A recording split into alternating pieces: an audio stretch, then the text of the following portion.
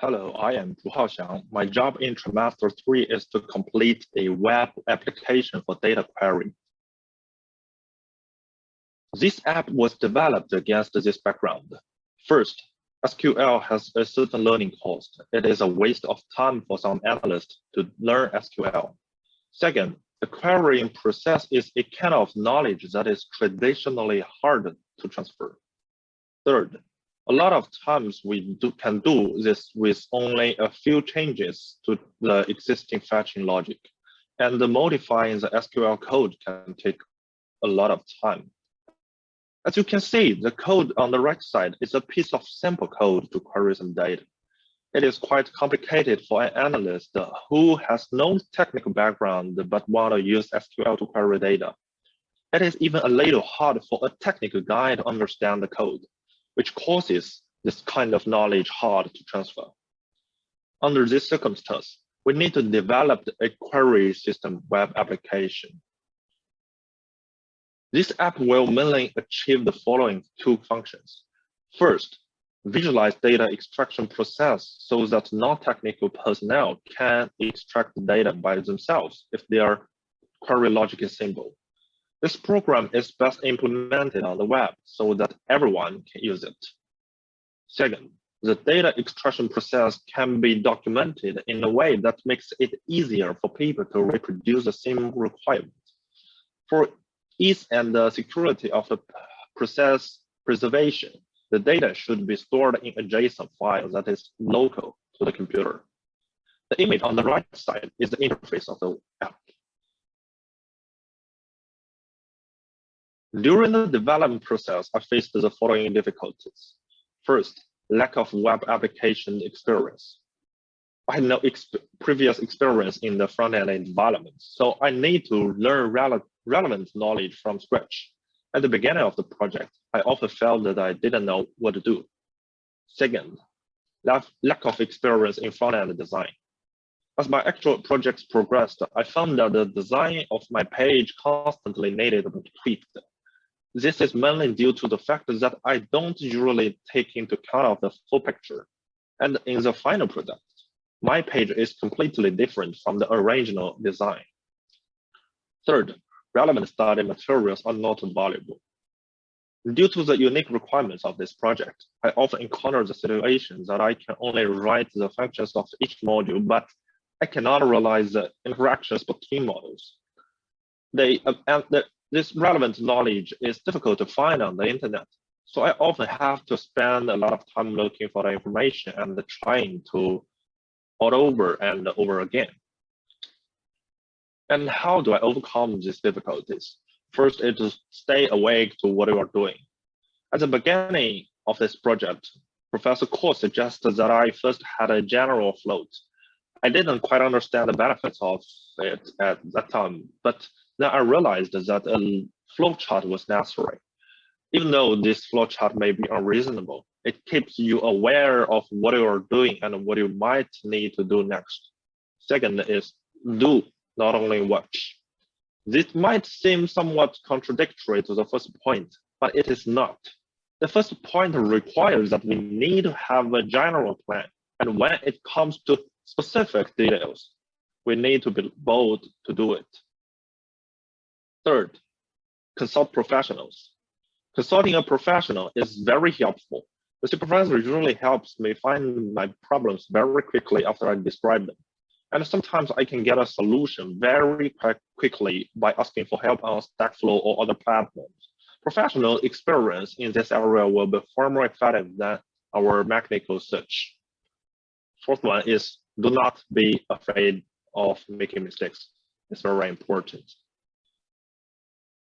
And the technical tools I used are below. Python. Python is the foundation of this project, and it will be used to control Flex and MySQL. SQL in this project, MySQL will be used as a database to store data. It will store all the schemas and the tables that we need to use. Flask. In this app, we will use Flask as a web development framework. Flask is very convenient to use, and it's convenient for us to add functions in the future. Ajax. The main reason for using Ajax is that our app needs to change the element content of the page without refreshing the page, which is not possible with HTML alone. And JavaScript will be used to implement front-end functionality, and Ajax will need to be implemented in JavaScript as well. And then CSS.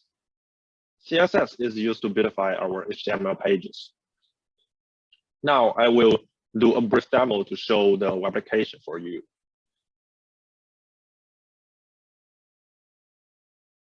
And first, log in for panel. And then here is the interface of our app. As you can see, the program will scan what the table do we have in our database. Here we need a customer, macro, and sale. And here I want to use customer and sales tables to get an average amount of sales grouped by different customer ages. So what tables do we need? Customer, sales, and then we need to generate the table we want to use. And then here we want to the sales customer ID in sales table to left join the customer ID so that each sales record could be get. And then what do we need here is we need the age of customer and the average amount of sales. And here we, for example, we want to get the customer whose age are larger than 18. And then in this case, we need to group by customer age actually. And then we can preview our data. Here is a preview of our data. And for the micro function, if we want to record what the process is, we can simply, for example, name it as average amount by age. And then we record it. And here record. And then in our directory, here in the macro directory, we can get the average amount by age.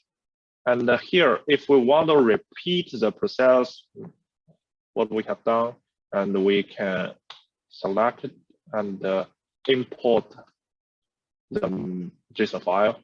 And you can see here, all the requirements are filled here. And if we do not want to preview data, we want to download this data, we can also do it. We can name it as average amount by age and download. It's just file saved. In our local, we can see the download directory, average amount by age CSV file. So that's a basic use of our query system. And if we want to do some change, we can see if we want to change the age to below 18, we can clear the filter and then just less than 18, and we preview the data.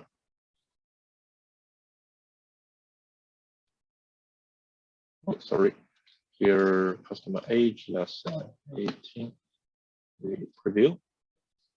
Here you can see that's all the customers below 18 and the average sale amount of them. And if we clear all the tables, the page will be refreshed.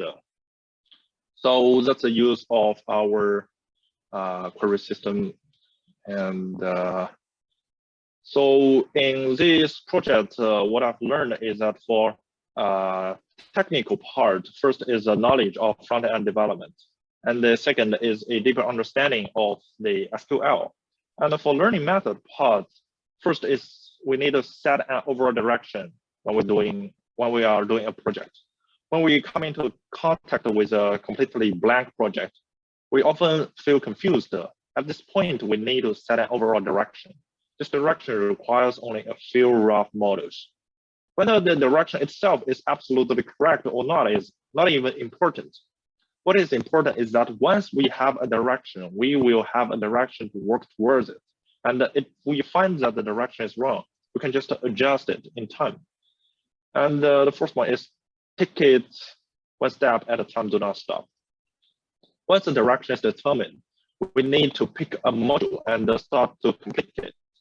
At this time, we are likely to feel very difficult to start. We should not be afraid of this time. This beginning is certainly the most difficult time. We just need to take the selected module apart a little bit and read it step by step from a few small features. And I also have some recommendations of my project. First is management of user database. The current version, the user and the password used to log into the app are stored in the database. In a more general usage environment, the user registration page should be designed so that the company can constantly adjust the relevant access rights according to the change of personnel. And second is further reduce the difficulty of use. The current version still has some inconveniences, such as the need for users to find the fields that they want to use in the drop-down bar. In the future versions, there should be an easier way to select the fields, and users should be able to determine their choices more efficiently. Third is a more flexible macro features. In the current version, if a user imports a process record and wants to make changes, he can only remove all options for a module. But in the future version, the user should have more flexibility to make changes to individual options. And so that's a project of mine in this trimester. Thank you.